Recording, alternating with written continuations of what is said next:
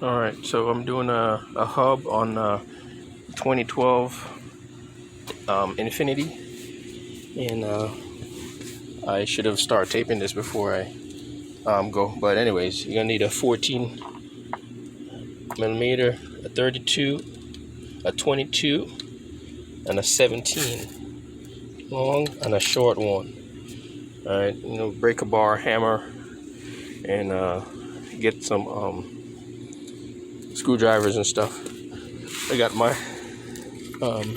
socket here from Harbor Freight. It's good, but got the new hub. I took the other one off. So you need a 32 for right here. So I'm gonna finish cleaning that up. The axle with there, and I'm gonna go ahead and of course you have to take off the caliper mount, the rotor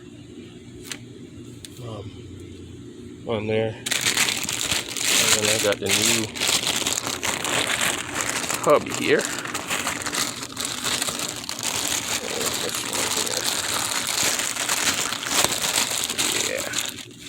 Got a new hub right there.